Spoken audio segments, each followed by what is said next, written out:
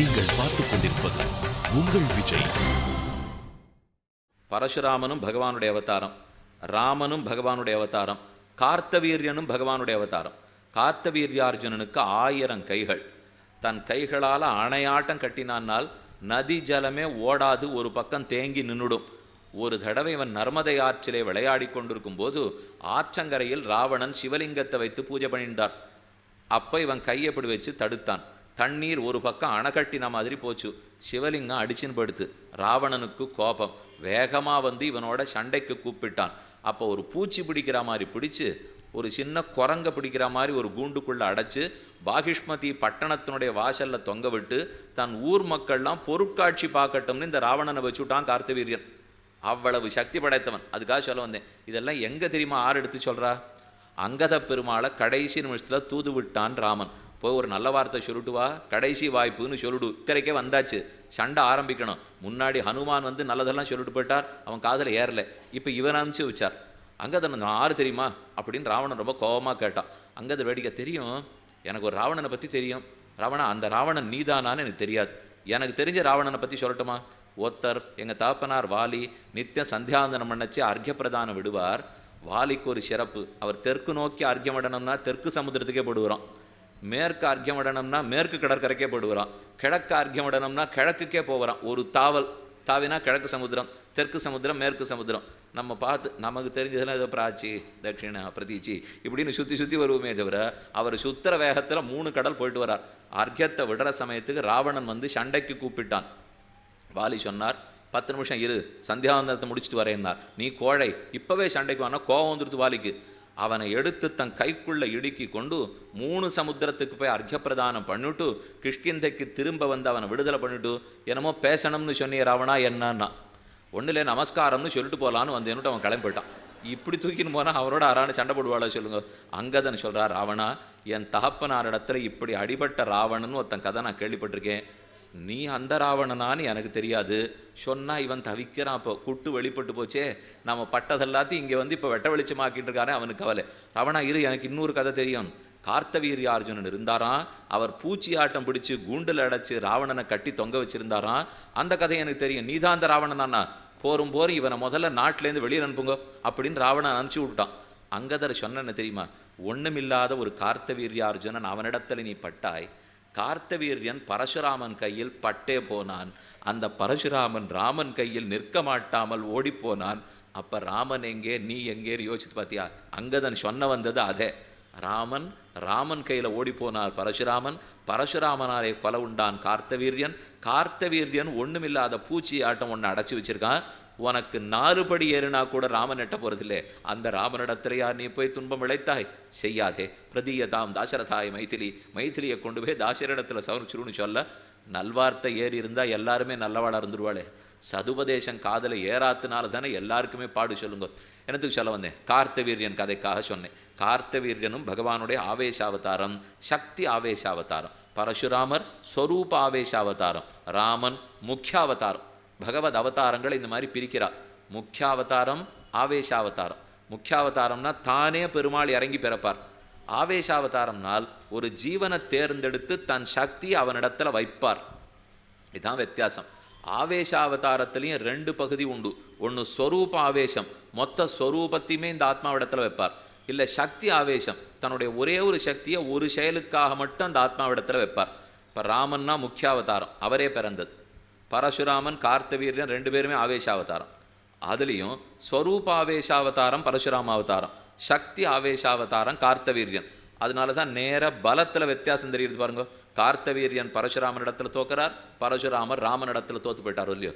ஏன் கார்த்தவீரியன் தோத்தாங்கிறது தான் கதை. அது தெரிவிக்கிறார். சிரேஷ்டம் மத்வா தாவத் சத்யவதி மாத்ரா ஸ்வச்சுரும் யாச்சிதா சதி சிரேஷ்டம் மத்வா தயாயச்சன் மாத்திரே மாதுரதது ஸ்வயம். மேலே இவனுடைய சரித்திரம். ச ஏகதாது மிருகயாம் விசரன்னு விபினைர் வனே எதிர்ச்சயா ஆசிரமபதம் ஜமதக்னேர் உபாவிஷத் ச வீரஸ்தத்ர தத்ருஷ்ட்வா ஆத்மைஸ்வர்ய அதிசயான் ஹவிர்தானீம் ரிஷேர்தர்ஷான் நரான் ஹர்த்தும் அச்சோதயத் தேஜமாகிஷ்மதீம் நின்யுகு சவத்சாம் கிரந்ததீம் பலாத்.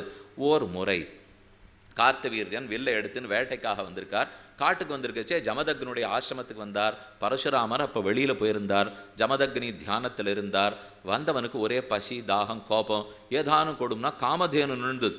ஜமதக்னி ஆசிரமத்தில் காமதேனு இருந்தது. காமதேனு தங்கிட்ட இருக்கணும், ரிஷியின் இடத்துல எதுக்காக இருக்கணும் என்று நினைத்து அதை இழுத்துன்னு போங்கோ என்று கார்த்தவீரியன் ஆணையிட்டான். ஜமதக்னி முனிவரை அவமரியாதைப்படுத்திவிட்டான். புறப்பட்டு ஊருக்கு போயிட்டான். பாகிஷ்பதி பட்டணத்துக்கு போயிட்டார். பரசுராமன் ஊருக்கு போயிருந்தவர் திரும்பி வந்தார். பார்த்த உடனே தன் தந்தையாருக்கு கார்த்தவீரியனால் அவமரியாதை ஏற்பட்டதுன்னு தெரிஞ்சது. தன் கையில் இருந்த கோடரியை எடுத்து கொண்டார். ஒரே கோபம், பரசுராமர்னாலே கோபம். வேதாந்த தேசிகன் ரோஷராமன்னு சொன்னார், அது பரசுராமன். கருணா காக்குத்ஸ்தன்னார், அது தாசரதி ராமன். ஒன்று தசரதராமன், இன்னொருத்தர் பார்கவராமன். பார்கவராமன்னா பரசுராமனை சொல்லுவார். கோபம் கோபம் கோபமே. அது புஜான் குடாரேன கடோர நேமினா சிச்சேத ராம பிரசபம் துவஹேரிவ கிருத்தபாஹோ சிரஸ்தஸ்ய கிரேஹே ஸ்ருங்கமிவ ஆஹரத் ஹதே பிதரி தத் புத்ரா அயுதம் துத்ருபுர்பயாத். 10,000 பேர் கார்த்தவீரியனுடைய பிள்ளை. பரசுராமர் கார்த்தவீரியார்ஜுனை முடிச்சார்னு தெரிஞ்சது. வடிவாய் மழுவாய் உலகேந்தினான், வடிவாய் மடுவே படையாக வந்திதோன்னி மூவெழுகால்னு பாசுரம். கோக்குர மன்னரை மூவெழுகால் ஒருகூர் மழுவால் போக்கிய தேவனை போற்றும் புனிதன். ராமானுஜன் உத்தந்தாதின்னு திருவரங்கத்தமுதனார் பாடியிருக்கார். அந்த சுவாமி சொல்கிறார், கோக்குல மன்னரை மூவெழுகால். கார்த்தவீரியன் அழிஞ்சான்னுட்டு அவன் பிள்ளைகள்லாம் எதிர்த்து வந்தாளா? 21 தலைமுறைகளுக்கு க்ஷத்திரியர்களே இல்லாமல் அறுத்தார் பரசுராமன். மூவெழுகால் 21 அரசு கலகட்டான்னு ஆழ்வார் சாதிக்கிறார். 21 தலைமுறைக்கு முடிச்சுட்டு அப்புறம்தான் அவர்கள் ரத்தத்தாலே குளமாக தேங்க தர்ப்பணம் முடித்தார். ராமனிடத்தில் கர்வபங்கம் ஏற்பட்டு தபஸ் பண்ணுறதுக்கு புறப்பட்டு போனார் என்று பரசுராமனுடைய சரித்திரம். அப்போ ஒரு பக்கம் 21 தலைமுறைகளுக்கு க்ஷத்திரியர்கள் அழித்தது. இன்னொரு பக்கம் இவருடைய தாயார் ரேணுகாதேவி ஒரு நாள் ஆராதனத்துக்காக தண்ணீர் முகர்ந்து கொண்டு வர போனாள். சம்பத்சரம் தீர்த்த யாத்ராம் சரித்ரா ஆசிரமம் ஆவ்ரஜது கதாச்சிது ரேணுகா யாத்தா கங்காயாம் பத்மமாநிலம் கந்தர்வராஜம் கிரீடந்தம் அப்சரோபிரபிபஷ்யத. அவள் கீழே தண்ணீர் முகத்துன்னு இருக்கச்சே ஒரு கந்தர்வன் அப்சர ஸ்திரியோட ஆடின்னு இருக்கிறது பாடின்னு இருக்கிறத பார்த்தா ஒரு நிமிஷம் தாமதம். அங்கே மனசு சற்றே போனபடியால் குடத்தில் தண்ணீர் முகர்ந்துட்டு வர முடியல. குடம் வீணா போகிறது. வந்த உடனே அவள் முகத்தை பார்த்து ரிஷி கண்டுபிடிச்சிட்டார். என்ன பண்ணே, எதனால் தீர்த்தம் எடுத்துன்னு வர முடியல? கோபத்தோட கேட்டார். உண்மை தெரிஞ்சு போச்சு. அது என்ன, கந்தர்வனையும் அப்சரஸையும் பராக்கு பார்த்து கொண்டிருந்தாயா? எவ்வளவு தூரம் மனசு நோகடிச்சு போச்சு, மனசு தாழ்ந்து போச்சு. இதோ சபிக்கிறேன். மற்ற பிள்ளைகளை பார்த்து, பரசுராமனுக்கு கூட பிறந்தவா உண்டு, அந்த பிள்ளைகளை பார்த்து உங்கள் தாயாருடைய தலையை வெட்டிடுங்கன்னு ஆணையிட்டார். ஒரு பிள்ளை செய்யலை. அம்மா தலையை போய் வெட்டலாமான் இருந்தா. பரசுராமரை பார்த்து ஆணையிட்டார். உடனே தன் கோடரி வெட்டி சகுத்தார். ஓன்னு ரத்தம் கொட்டுறது. எல்லாரும் இப்படி போய் தாயாரை வெட்டலாமான்னு யோசிக்கிறார்.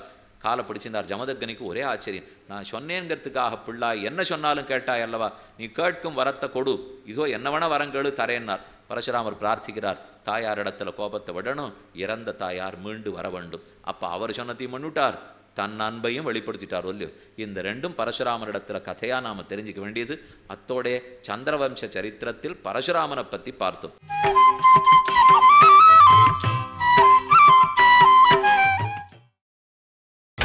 நீங்கள் பார்த்துக் கொண்டிருப்பது உங்கள் விஜய். சந்திரவம்ச சரித்திரத்தில் பரசுராமனை பற்றி பார்த்தோம். இனி அதிலே நகுஷன் பிறந்தான். நகுஷனுக்கு யயாதி பிறந்தான். யயாதிக்குத்தான் நேற்று சொன்னோம் இல்லையோ, மூத்த பிள்ளைக்கு யதுன்னு பேர், கடைசி பிள்ளைக்கு புருன்னு பேர். யது மகாராஜாவினுடைய வம்சத்தில் தான் கண்ணன் அவதரிக்க போகிறார். புருவனுடைய வம்சத்தில் தான் துஷ்யந்தன் பிறந்தார், பரதன் பிறந்தார், பாண்டவர்கள் அத்தனை பேருமே பிறந்திருக்கார்கள். அப்போ 2 பேருக்கும் உறவு புரிஞ்சு போச்சு இல்லையோ. இந்த பக்கத்துலேருந்து ஒரு தாத்தா, அந்த பக்கத்துலேருந்து ஒரு தாத்தா, எல்லாரும் வந்தது யயாதியின் இடத்துலேருந்து. சந்திரவம்சத்தில் யயாதி பிறந்தார். யயாதிக்கு யது புரு, 2 பேர் கதையும் ஆச்சரியம். யது புரு 2 பேரும் மூத்த பிள்ளையும் கடைசி பிள்ளையும். யயாதி ரொம்ப வருஷம் இளமை இன்பத்தை அனுபவித்தார். யாருக்கு தான் இளமையில் இருக்கிற ஆசை போகும், அண்ணா சிற்றின்ப அனுபவிக்கணும்னு ஆசையோ இல்லையோ, அதே ஆசை தான் இவனுக்கும். 1000 வருஷம் வாழ்ந்திருந்தாலும் ஆசை போல. மூத்த பிள்ளை யதுவை கூப்பிட்டார். எனக்கு இன்னும் இளமை வேணும்னு ஆசையாக இருக்குது, ஆனால் மூப்படைஞ்சு விட்டேன், உங்கள்கிட்ட ஒரு வேண்டுகோள், உன் இளமை எனக்கு இரவல் கொடு, நான் ஒரு 1000 வருஷம் அனுபவிச்சுட்டு திருப்பி தரேன்னார். அப்போ எனக்கு உமக்கு கொடுத்துட்டா நான் எப்படி சிற்றின்பத்தை அனுபவிக்க, தரமாட்டேன்னு எது மறுத்துட்டான். யயாதிக்கு கோபம், நான் கொடுத்த சரீரத்தை எனக்கு கொடுக்க மாட்டேன்னு சொன்னியா, உனக்கு பட்டாபிஷேகம் இல்லாமல் போக கடவுதுன்னு சபிச்சார். அதனால தான் எது குலத்துக்கு பட்டாபிஷேகமே கிடையாது. எது குலத்தில் பிறந்தபடியால் தான் கண்ணனுக்கு யாதவன், அப்படிங்கிற பேர் ஏற்பட்டது. மேற்கொண்டு அதில் தான் அவதிக்கு போகிறார். பட்டாபிஷேகத்தை இழந்த தன் குலத்தை தூக்கி நிறுத்தணும். அதுக்கு தான் கண்ணனுக்கு ஆசை. பூமாதேவி கீழே விழுந்துட்டா அவளை தூக்கி நிறுத்தணும். வராக பெருமான் அவதரித்தார். அப்போ பூமியை உத்தரணம் பண்ண வராக அவதாரம், வம்சத்தை உத்தரணம் பண்ண ஸ்ரீகிருஷ்ண அவதாரம். வம்சபூமிகளை உத்தரிக்க கீழ்குலம் புக்க வராக கோபாலரை போலேன்னு அழகிமன்வாள பெருமாள் நாயனார் சாதிக்கிறார். அப்போ சரித்திரம் பார்ப்போம். யதுவனுடைய யயாதி சாபம், யது பட்டாபிஷேகம் இழந்தார். கடைசி பிள்ளை புருவு ஒரு பிள்ளையாக அவர் கேண்டு வரார். தரமாட்டேன் எல்லாரும். கடைசியில் புரு சொன்னார், நீர் கொடுத்த சரீரம் உமக்கு கொடுக்காத யாரு கொடுக்க போகிறேன் இந்தாரும். அது ரொம்ப ஆசை. 1000 வருஷம் யயாதி நன்னா இளமை அனுபவிச்சார். போருங்கிற எண்ணம் வருமா? ஒரு நெருப்பு எரிஞ்சுட்டு இருக்கு பாருங்க, அதில் நிறைய நெய்யை குத்தி அணை இப்படின்னு நான் சொல்கிறேன், குத்தி பாருங்க என்னாகும்? நெருப்பில் தண்ணீர் குத்த அணிக்கலாமா? இல்லைண்ணா அது ஒரே எரிஞ்சுட்டு இருக்கு, 2 விறகு கட்டையை தூக்கி போட்டு அணை நடக்காது. இன்னும் திகுன்னு எரியும். நெய்யை குத்தி அணைனா இன்னும் திகுன்னு எரியும். அதை போல் காமப்பசிக்கு மட்டும் காமத்தை கொடுக்க போனோம், அணையாது.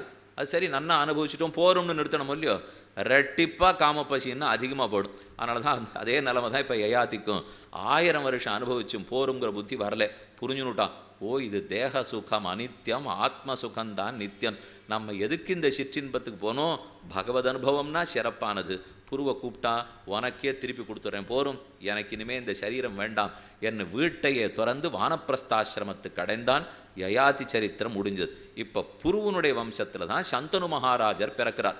முன்னாடியே சொன்னேன், துஷ்யந்தன் பிறந்தான், பரதன் பிறந்தான். முதல்ல ஆதி ஜடபரதர், அந்த பரதரால் தான் நமக்கு பாரத தேசம்னு பேர். அடுத்து பாண்டவர்களுக்கு மூதாதையன் பரதன். துஷ்யந்தன் சகுந்தலை கதை கேள்விப்பட்டிருக்கீங்களோ இல்லையோ, துஷ்யந்தனுடைய மகனார் தான் பரதன், அதனாலே நமக்கு பாரத தேசம்னு பேர். இப்போ 3 விஷயம் பாருங்க. கிருத்தயுகத்தில் நடந்தது ஆதி ஜடபரதர் சரித்திரம் பார்த்தோமோ இல்லையோ. பல்லக்க தூக்கின்னு போனார், ரகுகணனுக்கு உபதேசித்தார்னு சொன்னேனே, அவர் கிருத்தயுகத்தில் பரதன்னு பேர், நம்ம பாரத தேசம். திரேதாயுகத்தில் ராமன் தம்பிக்கு பரதன்னு பேர், நம்ம பாரத தேசம். இப்போ துவாபர யுகத்தில் நாம் பார்க்குறது இந்த பரதன், அதனாலே நம்ம பாரத தேசம். எவ்வளவு நூல் கோத்தாப்பில் இருக்கு பாருங்க. எத்தனை லட்சோபலட்ச ஆண்டு சரித்திரம். ஆனால் விடாமல் நம்ம புராண ரிஷிகளெல்லாம் எழுதி வச்சிருக்காளோ இல்லையோ, அதுதான் இந்த தேசத்துக்கே ஏற்றம். இடத்தையும் பார்த்துக்கலாம், புஸ்தகத்தையும் பார்த்துக்கலாம். ஒருத்தரும் கேள்வி கேட்கறதுக்கு வாய்ப்பே இல்லை. எத்தனை லட்சம் வருஷமானாலும் சொல்லுவோம். மற்ற எந்த நாடாகட்டும், இந்த நாடு தோன்றி 300 ஆண்டுகள் கொண்டாடினோம்னுவா. இவ்வளவு தான் மற்ற நாட்டுக்கு பெருமை. நம்ம என்ன நாடு தோன்றி 300 ஆண்டா? தோன்றின்னு ஒரு பேச்சுக்கே இடமில்லை. இது புண்ணிய தேசம், கர்மபூமி. இது ஆர்யாவர்த்தமோ தட்சிணாவர்த்தமோ சேர்த்து இமவந்தன் தொடங்கி இருங்கடலகும் இருகட உலகிறத்தாடன்னு பெரியாழ்வார் போஷம். அப்பா அற்புதமான விஷயம். மேலே சொல்கிறார், பாண்டவர்களுடைய உற்பத்தி. சந்தனு மகாராஜா பிறந்தார், அதாவது யயாதி. யயாதிவுக்கு கடைசி பிள்ளை புருவனிடத்திலே அடுத்து துஷ்யந்தன், துஷ்யந்தனுக்கு அடுத்து பரதன். அவனுடைய வம்சத்தில் சந்தனு பிறக்கிறார். சந்தனுவுக்கும் சத்தியவதிக்கும் கல்யாணம் நடந்ததுன்னு உங்களுக்கு தெரியும். சத்தியவதிக்குத்தான் மத்ஸ்யகந்தி என்கிற பெயர். அவர்கள் இருவருக்கும் கல்யாணம் நடந்து அவளுக்கு ஏற்கனவே மத்ஸ்யகந்திக்கும் பராசர மகர்ஷிக்கும் தான் வேதவியாசர் பிறந்திருக்கார். இதுவும் சற்றே குழப்பக்கூடிய விஷயம்தான். மத்ஸ்யகந்திக்கும் பராசர மகர்ஷிக்கும் வேதவியாசர் பிறந்தார். ஆனால் அவள் கன்னியாகவே இருக்கும்போது பகவத் அனுகிரகத்தால் நடந்தது. அதுக்கப்புறம் மத்ஸ்யகந்தி சந்தனு மகாராஜரை விரும்ப அவள் 2 பேருக்கும் குழந்தை பிறக்கிறது. சந்தனு மேலே கங்காதேவியை ஆசைப்பட அவர்களுக்கு தான் காங்கேயர்ங்கிற பீஷ்மர் பிறக்கிறார். அப்போ சந்தனுவுக்கு ஒரு பக்கம் கங்கையோட கல்யாணம், சந்தனுவுக்கு ஒரு பக்கம் சத்தியவதியோட கல்யாணம். சத்தியவதிக்கும் சந்தனுவுக்கும் கல்யாணம் நடக்கணும்னால் அவள் ஒரு விதி போடுறா. இப்போ கல்யாணம் பண்ணிவிட்டா அப்புறம் எம்பிள்ளைக்கு பட்டம் கிடைக்காது இல்லையா, அதுக்கு என்ன பண்ணணும்னு கேட்க, அப்போ தான் பீஷ்மாச்சாரியர் பிரதிஜை பண்ணுறார், நான் கல்யாணமே பண்ணிக்காமல் பிரம்மச்சாரியாக இருந்துடறேன். அதைத்தான் பீஷ்ம பிரதிஜை, கோர பிரதிஜைன்னு சொல்லுவாள். அந்த பிரதிஜை நடந்த அப்புறம்தான் சத்தியவதிக்கும் சந்தனுவுக்கும் கல்யாணம் ஆச்சு. விசித்திர வீரியன் பிறந்தான். விசித்திர வீரியனுக்கு கல்யாணம் ஆச்சு. அப்புறம் பிறந்தவர்கள் தான் அவனிடத்தில் ஒருத்தன் திருதராஷ்டிரன், ஒருத்தன் பாண்டு, மற்றொருத்தன் விதுரன். இந்த 3 பேரும் அவருக்கு வேதவியாசர் அனுகிரகத்தால் தான். அம்பா அம்பிகா அம்பாலிகா கதையெல்லாம் கேள்விப்பட்டிருப்பீங்களோ இல்லையோ. பீஷ்மாச்சாரியர் போய் போரிட்டு அழைச்சின்னு வந்துட்டார். அதில் ஒருத்தி கோவிச்சின்னு போனால் மற்ற 2 பேருக்கும் கல்யாணம் ஆச்சு. ரொம்ப நாளாக புத்திர பாக்கியம் எழுந்து போயிட்டா. வியாசருடைய அருளாலே பெற்றார்கள்னு கேள்விப்பட்டிருக்கோம். அப்போ திருதராஷ்டிரன் பிறப்பையும் பார்த்தோம், அடுத்து பாண்டவனுடைய பிறப்பையும் பார்த்தோம். திருதராஷ்டிர குமாரர்கள் தான் கௌரவர்கள், எல்லாம் 100 பேர். பாண்டவனுடைய குமாரர்கள் தான் 5 பேர். அதில் முதல் 3 பேர் குந்தி தேவியினுடைய மகன்கள், அடுத்த 2 பேர் மாத்ரி தேவியினுடைய மகள்கள். குந்தியினுடைய பிள்ளைங்கிறதுனால தான் தர்மபுத்திரன், பீமசேனன், அர்ஜுனன், இவா 3 பேருக்கும் கௌந்தேயங்கிற பேர் வந்தது. இப்போ குந்தி வரைக்கும் கொண்டு வந்து விட்டுருக்கேன்னா அவளை அப்படியே கொஞ்சம் ஞாபகம் வச்சுக்கோ. நிற்க, இந்த கடுதாசி எழுதுறா பாருங்க, அப்போ ஒரு பத்தி முடிஞ்சு போச்சுன்னா நிற்கான்னுவா. படிக்கிறவர் எழுந்து நின்று படிக்க ஆரம்பிச்சுடுவார். ஓ இவர் ஏதோ சுவாமி நிற்கான்னு எழுதியிருக்கார், நம்ம நின்றுண்டு மிச்சத்தை படிக்கணும் போல் இருக்குன்னு. நான் ஏன் நிற்கான்னு சொன்னால் இப்போ நீங்கள் எழுந்து நிற்க வேண்டாம், ஒரு பக்கம் ஓடையாக சரித்திரம் இப்படி பார்த்துட்டோம். ஏன்னா இந்த குந்தி தேவிக்கும் கண்ணனுக்கு என்னான்னுட்டு எது குலத்தில் பார்த்துன்னு வரணுமே. இப்போ இந்த பக்கத்துலேருந்து குந்திக்கு என்ன உறவுன்னு பார்த்துட்டோம். யயாதி, திரும்ப திரும்ப சொல்கிறேன், யயாதிவுக்கு புருவனிடத்தில் துஷ்யந்தன் பரதன், அதுக்கப்புறம் வெகு நாள் கழிச்சு சந்தனுவனிடத்தில் விசித்திரவீரியனுக்கு திருத்தராஷ்டிரன் பாண்டுவுக்கு இவா எல்லாரும். பாண்டுவுக்கு ஓர் மனைவி தான் குந்தி தேவி. இந்த குந்தி தேவி மனைவின்னு இந்த பக்கத்தில் யாருன்னு பார்ப்போம். ஒன்றுமில்லை, நேர கண்ணனுக்கு அத்தைவள்.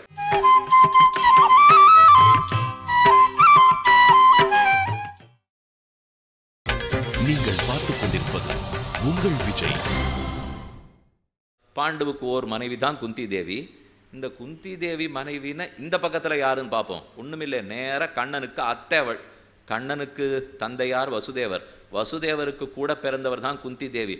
சுவாமி எங்கேயோ இருக்குது, கதையை கேட்டால் நிரும்ப பக்கத்தில் அத்தைங்கிறீரேன்னா அவ்வளவு நெருக்கத்தில் கதை வந்துவிட போகிறது பாருங்க. சொல்கிறார், சந்தனோர் சந்தனோஹோ தாசகன்யாயாம் ஜக்ஞே சித்ராங்கத சுதா விசித்திரவீரிய சவ அவரஜா நாம்னா சித்ராங்கதோ ஹதா. இனி இதுக்கு மேலே யதுவனுடைய வம்சவர்ணனை சொல்ல போகிறார். யயாதியினுடைய மூத்த பிள்ளை யது வம்சத்தில் விருஷ்ணிகள் பிறந்தார்கள். கண்ணனுக்கு வார்ஷ்ணேயன்னு ஒரு பேர் உண்டு. ஒரே ஒரு இடத்துல மட்டும் ஹே வார்ஷ்ணேயன்னு அர்ஜுனன் கூப்பிட்றார். கீதை 700 ஸ்லோகத்தை நீங்கள் படிச்சீங்கன்னா அர்ஜுனன் என்னென்ன மாதிரி கண்ணனை கூப்பிட்டுருக்கார், கண்ணன் என்னென்ன மாதிரி அர்ஜுனனை கூப்பிட்டுருக்கார். இது ஒரு தனி படிப்பு தெரியுமா? அவா முனைவர் பட்டம் வாங்கணுங்கிறதுக்காக ரொம்ப முனைஞ்சு படிக்கிறாளோ இல்லையோ, இதை போல் எடுத்துட்டேன்னா தேவையில்லை. எடுத்துனுட்டு என்னென்ன பேர் சொல்லி கொடுத்துருக்கார், ஒரு பேருக்கும் அர்த்தம் உண்டு. பார்த்த, அப்பப்போ பார்த்த சாரதி பகவான் பார்த்தன்கிற அர்ஜுனனுக்கு சாரதியோ இல்லையோ, அவனுக்கு ஏன் பார்த்தான்னு பேர் வந்ததுன்னா குந்திக்கு இயற்பெயர் பிருதா. குந்திக்கு வந்த பெயர் பட்டப்பெயர் தான் குந்தி. ஏன்னா அவளை இன்னொரு தேசத்து அரசனுக்கு தத்து கொடுத்துட்டா, ஸ்வீகாரம் கொடுத்துட்டா. அந்த தேசத்துக்கு குந்தி தேசம்னு பேர். அதனால இந்த பெண்ணு குந்தின்னு பேர். பெறக்கச்சே இட்ட பெயர் பிருதா. பிருதா தேவியினுடைய பிள்ளைங்கிறதுனால பார்த்தன் அவனுக்கு பேர். பார்த்தனுக்கு சாரதிங்கிறதுனால கண்ணனுக்கு பார்த்த சாரதிங்கிற பேர் வந்தது. குந்தி போன தேசத்தினுடைய பேர் குந்தி, அதனால் அவளுக்கும் குந்தின்னு பேர் வந்தது. குந்தியினுடைய பிள்ளைங்கிறதுனால கவுந்தேய. அப்பப்போ கண்ணன் கவுந்தேயன்னு கூப்பிடுவார், கண்ணனை வார்ஷ்ணேயன்னு கூப்பிடுறார், யாதவன்னு கூப்பிடுறார். ஏன்னா எதுகுலத்தில் பிறந்தவர்கள் தான் விருஷ்ணிகள். இப்போ நேர உறவென்னான்னு பார்ப்போம். எதுகுலத்திலே குக்கர வம்சம்னு ஒன்று, பஜமான வம்சம்னு மற்றொன்று, 2 வம்சம். இது குக்கர வம்சம், இது பஜமான வம்சம். இதுக்கப்புறம் தனியாக பிறந்த வம்சம் குக்குரன், உக்ரசேனன் இவர்களெல்லாம் பிறக்கிறார்கள். தேவகி யாரு, கம்சன் ஆறு, வசுதேவர் ஆறு, இவர்களுக்குள்ள உறவு பார்க்கணும் இல்லையோ. குக்கர் வம்சத்தில் தேவகன் பிறந்தார். தேவகனுக்கு 4 பிள்ளைகளும் 7 பெண்களும். தேவகச்ச உக்ரசேனச்ச சத்வாரோ தேவகாத்மஜாக தேவவான் உபதேவச்ச சுதேவோ தேவவர்தன தேஷாம் ஸ்வசரः சப்தாசன்னு திருத தேவாதயோ நிருப சாந்தி தேவா உபதேவாச்ச ஸ்ரீதேவா தேவரக்ஷிதா சகதேவா தேவகீச்ச வசுதேவ உவாஹதாக. ஒன்று குக்கர வம்சம், மற்றொன்று பஜமான வம்சம். அப்படியே நீங்கள் கொஞ்சம் மனசில் படம் போட்டுக்கணும். இப்போ இது குக்கர வம்சம், இது பஜமான வம்சம். குக்குரனிடத்திலே 2 பேர் பிறக்கிறார்கள். ஒருத்தனுக்கு தேவகன்னு பேர், இன்னொருத்தனுக்கு உக்ரசேனன்னு பேர். தேவகனுக்கு 4 பிள்ளைகளும் 7 பெண்களும். அந்த 7 பெண்களில் மூத்தவள் தான் தேவகி. அப்போ குக்கர வம்சத்தில் தேவகன் பிறந்தார். தேவகனுக்கு தேவகி பிறந்தாள். குக்கர வம்சத்திலே உக்ரசேனன் பிறக்கிறார். உக்ரசேனனுக்கு பல பிள்ளைகள், 9 பிள்ளைகளும் 5 பெண்களும். அதில் மூத்த பிள்ளை தான் கம்சன். அப்போ கம்சனும் தேவகியும் ஒன்று விட்ட அண்ணனும் தங்கையும். இது வரைக்கும் சரியா போச்சா? அப்போ இவா 2 பேர் வரவு புரிஞ்சு போச்சு. இவா கூட பிறந்தவா பல பேர். அவர் ஒத்தொத்தரும் 6 கல்யாணம் பண்ணிக்கிறான்னு சொல்ல போகிறார். ஒரு பக்கத்தில் தேவகி பார்த்தோம், பக்கத்தில் கம்சன். இவா 2 பேரும் அண்ணன் தங்க உறவு. குக்கர வம்சத்தோட பஜமான வம்சம்னு மற்றொன்று சொன்னேன் இல்லையோ. பஜமான வம்சத்திலே சூரசேனன் பிறக்கிறார். சூரசேனனுக்கு மாரீஷாங்கிற பெண்ணோட கல்யாணம் நடந்தது. அவளுக்கு 10 பிள்ளைகளும் 5 பெண்களும் பிறந்தார்கள். அது கதை சொல்றார். தேவமீடஸ்ய சூரஸ்ய மாரிஷா நாம பத்னியபூத் தஸ்யாம்ச ஜனயாமாச தசபுத்திரான் அகல்மஷான் வசுதேவம் தேவபாகம். சூரசேனருக்கு பிறந்த மூத்த பிள்ளைக்கு வசுதேவர்னு பேர். அப்போ சூரசேனனுக்கு வசுதேவர் பிறந்திருக்கார், அந்த பக்கத்திலே குக்கர வம்சம் பஜமான வம்சம், குக்கர வம்சத்திலே தேவகனுக்கு தேவகி பிறந்திருக்கா, அந்த தேவகிக்கும் இந்த வசுதேவருக்கும் கல்யாணம். இந்த கதை வரைக்கும் நீங்கள் ஞாபகம் வச்சுங்கோ. எழுதி பார்த்து மனப்பாடம் வேண்டாவானா அப்பப்போ ஞாபகம் இருக்கும். இல்லாட்டாலும் ஒன்றும் கவலைப்பட வேண்டாம். இப்போ கம்சனும் தேவகியும் கூட பிறந்தவா, ஒன்று விட்டு. அது என்னமோ ஒரு வழக்கம் வச்சுருக்கும் இல்லையோ, ஒன்று விட்டு அக்கா, ரெண்டு விட்டு அக்கா தங்க. அது என்னது ஒன்று விட்டு ரெண்டு விட்டுன்னா என்னன்னு தெரியல. இவ அப்பாவும் அவ அப்பாவும் பெரியப்பா சித்தப்பாவாக இருந்தால் அப்படி சொல்லிப்பா போல் இருக்கு. உண்மையில் பார்த்தால் ரெண்டு பேரும் சகோதர சகோதரி பாவம்தான். இவா ரெண்டு பேர் இதில் தேவகியை வசுதேவனுக்கு கல்யாணம் பண்ணி கொடுத்துட்டார்கள். கல்யாணம் நடந்த நாள் உயர்ந்த நாள். அந்த நாளில் தான் கண்ணன் பிறக்கிறதுக்கு வேண்டிய ஆகாசவாணியே பிறந்தது. சரித்திரம் அழகா சொல்றார். பௌரவி ரோஹிணி பத்ரா மதிரா ரோச்சனா இலா தேவகி பிரமுகா ஆசன் பத்னி ஆனகதுந்துபேஹ. வசுதேவர் பிறந்தாரே, 10 பிள்ளைகள் 5 பெண்கள் பிறந்திருக்காளோ இல்லையோ, வசுதேவருடைய கூட பிறந்த 5 பெண்களுக்கு பேர் சொல்றார். பிருதாச்ச ஸ்ருததேவாச்ச ஸ்ருதகீர்த்திகி ஸ்ருதஸ்ரவாக ராஜாதிதேவி சைதேஷாம் பகின்யா பஞ்சகன்யகாக. 5 பெண்கள் பிறந்தார்கள். அந்த 5 பெண்ணில் மூத்த பெண்ணுக்கு தான் பிருதா என்று பெயர். பிருதா 5 பெண்ணோட கூட இத்தனை பேரோட பிறந்திருக்காளோ இல்லையோ. பக்கத்து தேச ராஜா குந்தி தேசத்து ராஜா, அவனுக்கு ரொம்ப நாளாக புத்திர பாக்கியம் இல்லை. இந்த மன்னவன் இடத்துல கேட்டார், உனக்கு தான் நிறையா பிள்ளைகளும் பெண்களும் இருக்காளேன்னு. சரின்னு பிருதா பெண்ணை ஸ்வீகாரம் கொடுத்துட்டார். அந்த நாள்லேயே பார்க்க வேண்டியது 10 பிள்ளைகள் இருக்கா. சாதாரணமாக ஸ்வீகாரம் கொடுக்கறதுன்னா பிள்ளைய ஸ்வீகாரம் கொடுத்தான்னு தானே பார்ப்போம். ஆனால் அன்றைக்கே பெண்ணை ஸ்வீகாரம் கொடுத்துருக்கா. இன்னொன்று நீங்கள் ஞாபகம் வச்சுக்கணும், சகோத்திரத்தில் கல்யாணம் பண்ண மாட்டாளோ இல்லையோ. ஒரே கோத்திரமாக இருந்தால் வேறு கோத்திரத்தில் தான் பெண் எடுத்து பெண் கொடுப்பார்கள், ஒரே கோத்திரத்தில் பண்ணிக்க மாட்டாள். க்ஷத்திரியர்களிடத்துல வேறுபாடு. இப்போ நாம் பார்க்குறதெல்லாம் ஆண் கோத்திரம் வேறே பெண் கோத்திரம் வேறையாக இருக்கட்டும்னுட்டு, ஒரு பிள்ளைக்கு யாரோட கோத்திரம், அப்பாவனுடைய கோத்திரம் தானே பிள்ளைக்கு வரணும். இது மற்ற பேர். க்ஷத்திரியர்களை பொறுத்த வரைக்கும் தாயோட கோத்திரம். ஆகையால் தான் நீங்கள் பார்த்தீங்கன்னா சீதைக்கு என்ன கோத்திரமோ அந்த கோத்திரத்தை தான் லவகுஷால சொல்லணும். இல்லைன்னா நம்ம கல்யாணத்தை பார்க்குறச்சே ரொம்ப குழப்பமாக இருக்கும். என்னது ராமன் கோத்திரம் இதுவாச்சே, இதே மாதிரி கல்யாணம் நடக்கிறதே, அது அவன் கோத்திரமே இல்லை. ஏன்னா தாயோட கோத்திரத்தை எடுத்துன்னு தான் பண்ணுவார்கள். ஒரு விஷயம் புரிஞ்சுக்க சொன்னேன். அதை பற்றி ஒன்றும் பெரிய விஷயம் இல்லை. கோத்திரத்தை பற்றிலாம் நிறையா தெரிஞ்சவா அதை பற்றி யோசிச்சுங்கோ. இல்லைன்னா அதை அப்படியே விட்டுடுங்கோ. உபன்யாசகர் நிறையா விஷயம் சொல்லுவார், நமக்கு வேண்டியதை மட்டும் எடுத்துக்கணும், மற்றது எல்லாத்தையும் விட்டுடணும். ஆனால் அவர் உண்மை சொல்லுன்னு சொன்னதை மட்டும் நிச்சயமாக எடுத்துக்கணும். ஏன்னா அதை மட்டும் விட்டுட்டு மற்ற எல்லாத்தையும் எடுத்துன்னு போயிட்டோம்னா பக்தியோடு இருன்னு உபன்யாசகர் சொன்னார். ஆனால் அதில் வேண்டியதை மட்டும் எடுத்துக்கிறதுக்கு அவர் சொன்னார், பக்தியை விட்டுட்டு மற்றதெல்லாம் எடுத்துனுட்டேன் அப்படின்னு நினச்சிக்க வேண்டாம். அநேகமாக சொல்கிறவர் எல்லாத்தையும் எடுத்துக்கணும்னு தான் சொல்லுவார். அப்பப்போ ஏதானு கொஞ்சம் எங்கள் மனசில் வந்துடும், சொல்லாமல் வாயை தடை முடியாது, சொல்லிடுவோம், வேண்டான்னா விட்டுடுங்க, அவ்வளோதான் வச்சுக்க வேண்டியதான். ஆஹா சுபத்ரா பத்ரவாகச்ச 5 பெண்கள் பிறந்தார்கள். பிருதாச்ச ஸ்ருததேவாச்ச ஸ்ருதகீர்த்திகி ஸ்ருதஸ்ரவாக. இதில் பிருதாதேவிக்கு அர்ஜுனன் பிறந்தார். அப்போ கண்ணனுடைய தந்தையார் வசுதேவர், வசுதேவருக்கு கூட பிறந்தவர் பிருதா. பிருதா அத்தையாயிட்டாளா, அந்த அத்தை பிள்ளை தான் அர்ஜுனன். அப்போ தான் ரொம்ப நெருக்கம் போல் இருக்குது. எப்பவுமே மருமான் தான். அத்தைக்கும் மருமகனுக்கு இருக்கிற உறவோ அதே போல் மருமகனுக்கும் மாமாவுக்கும் இருக்கிற உறவோ ரொம்ப நெருக்கம். எங்கே வேணால் பாருங்க, கல்யாணத்தில் கூட அத்தை சீர் மாமா சீர், இந்த ரெண்டும் தான் எப்பவுமே முக்கியம். மற்ற உபநயனம் ஒரு பிள்ளைக்கு பண்ணால் கூட மாமா வந்து தோளில் தூக்கிட்டு வரணும், இந்த பூனல் போடுற பிள்ளைய. அப்போ மாமா வரவும் அத்தை வரவும் ரொம்ப நெருக்கம் அப்படின்னு சொல்லி முடிக்கிறதுக்குள்ளே ஒரு ஆபத்து வந்துடுத்து. ஏன்னா இந்த 5 பேரில் இன்னொருத்தினுடைய பிள்ளை தான் சிசுபாலன். போருமா, ஒரு அர்ஜுனன் ஒரு அத்தை பிள்ளைன்னு சொல்லிட்டு கொண்டாடுறதுக்குள்ளே இன்னொரு அத்தை பிள்ளை சிசுபாலன். அதனால் அத்தை பிள்ளையாக இருக்கிறதுக்காகலாம் நல்லவனாக இருக்கணுன்ற அவசியம் இல்லை. நல்லவனாக இருந்தவன் அத்தை பிள்ளையாக இருந்தால் தேவலை, அவ்வளோதான் சொல்லலாமே தவிர எல்லா அத்தை பிள்ளைகளும் நல்லவனாக இருந்திருப்பாளா. கண்ணனுக்கு ரொம்ப வேண்டிய நண்பன் ஆத்மசமசகா அர்ஜுனன் ஒரு அத்தை பிள்ளை. இன்னொரு அத்தை பிள்ளை நேர சிசுபாலன் ஜன்ம விரோதி, பிறந்த நாள்லேருந்தே இவனை கண்டாலே ஆகாது. அதனால் அதை வைத்து தந்தபக்தரன் இன்னொரு அத்தை பிள்ளை, அவனும் ஜென்ம விரோதி. ஆக சொல்கிறார், குந்தேஹே சக்யு பிதா சூரோ ஹ்யபுத்திரஸ்ய பிருதா மதாத் சாப துர்வாசசோ வித்யாம் தேவகூதிம் பிரதோஷிதாம் சுபத்ரோ பத்ரவாஹச்ச துர்மதோ பத்ர ஏவச்ச பௌரவ்யாஸ்தனயோஹ்யேதே பூதாத்யா துவாதசாபவன். தேவகிக்கும் வசுதேவருக்கும் கல்யாணம் நடந்தது. 8 பிள்ளைகள் பிறந்தார்கள். அதில் 8வது மகன்தான் ஸ்ரீகிருஷ்ணன். பகவான் வாசுதேவன்கிற திருநாமம், கிருஷ்ணன்கிற இயற்பெயரோடைய பிறந்தார். கூட பிறந்தவாளுடைய பேரை சொல்றார். கீர்த்திமந்தம் சுஷேணஞ்ச பத்ரசேனம் உதாரதீஹி ருஜும் சம்மர்தனம் பத்ரம் சங்கர்ஷண மகீஸ்வரம் அஷ்டமஸ்து தயோராசீத் ஸ்வயமேவ ஹரி கில. அவர்களுக்குள் 8வதாக ஹரியம்பெருமான் தானே அவதரித்தார். முன்னாடி இருக்கிற 7 பிள்ளைகள் பேர் சொல்லுங்க. யாரான்னு கேட்டுவிட்டா போச்சு. என்னென்னமோ பேரை சொல்லுவோமே தவிர சுவாமி இந்த எட்டாவது கர்ப்பம் ரொம்ப நாளாக கதை சொல்லிட்டு இருக்கீங்களே, முன்னாடி இருக்கிற 7 பேரும் பிறந்தாலும் இல்லையோ அவளுக்கு பேர் உண்டா இல்லையான்னா அண்ணா சொல்கிறார், கீர்த்திமந்தன், சுஷேணன், பத்ரசேனன், ருஜு, சம்மர்தனன், பத்ரன், சங்கர்ஷணன். சங்கர்ஷணன் தான் பலராமன், அவர் தான் அகீஸ்வரன் விட்டார். அகீஸ்வரன்னா ஆதிசேஷ அவதாரமான பலராமன். சங்கர்ஷணனுக்கு ஏன் அந்த பேர் வந்தது?